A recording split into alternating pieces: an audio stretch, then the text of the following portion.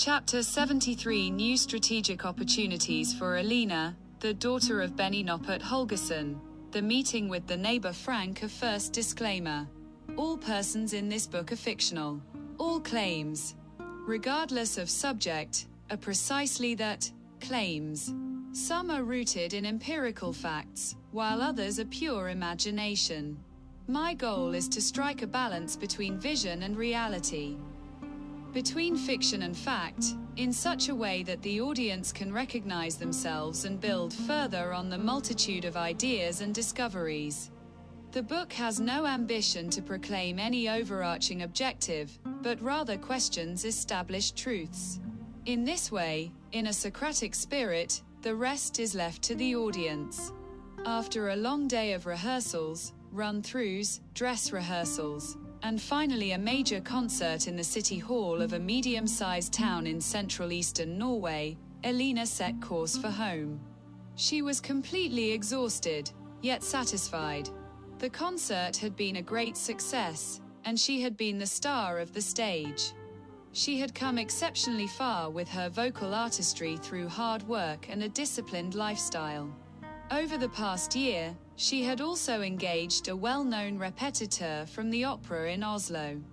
Her former accompanist, Benny Noppert Holgersson, her father, had taken it with a smile, but felt a sense of being outcompeted.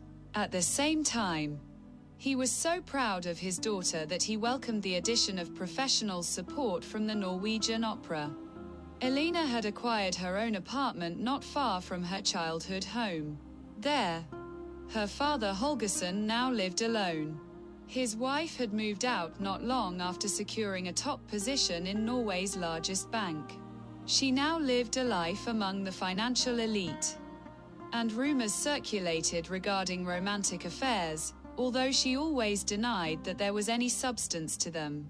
Their son, Odd Robert, had also entered the financial elite and had plans to emigrate to Switzerland. The social democratic model, it seemed, was on its way out of the Holgersson household. Holgersson sat at the kitchen table and looked around. There was a radio silence in the house, an almost alarming stillness. The time when there had been noise from every room. Alina's singing practice, guitar solos from Odd Robert's room, and kitchen sounds caused by his busy wife, was now history. He picked up his nuance meter, again to compare these two life situations. He pondered all the advantages of having a family, even if it involved a certain amount of noise, compared to the peaceful existence of living alone in the house. Then there was a knock at the door. It was the neighbor, Frank, who wanted to congratulate him on the wonderful concert the previous evening. Unfortunately, he had not been able to attend, but had followed all the press coverage. Father Holgersson had, of course, been present and received all the congratulations with gratitude. Suddenly, Alina burst into the kitchen and received a well-deserved tribute from the two older gentlemen. After they had calmed down a bit and enjoyed some coffee and cake, neighbor Frank asked, "Have you heard anything from the other family members? The newly rich?" This was difficult. Father Holgersson and Alina had to admit that they had not. Not a word.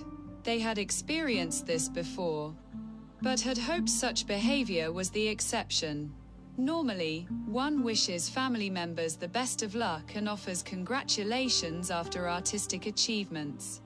But nothing was normal with the Holgersson family anymore. Alina had always behaved politely and considerately towards everyone she knew and was very well liked by all. However, she had understood that her career choice could present a number of challenges, yet she also realized that hard work and dedication were a viable path forward. Now she was enjoying the fruits of her efforts and had become more resilient in the face of poor behavior from others along the way. Still, there was no escaping the fact that the sound principles of solidarity, unity, and cooperation, according to the social democratic model, had collapsed in and around the Holgersson nuclear family. Neighbor Frank cast a thoughtful glance at his friend and asked gently, "Benny, would you consider having a thorough talk about this? I feel for you. Elena, who had witnessed everything, answered on behalf of her father, yes, he will.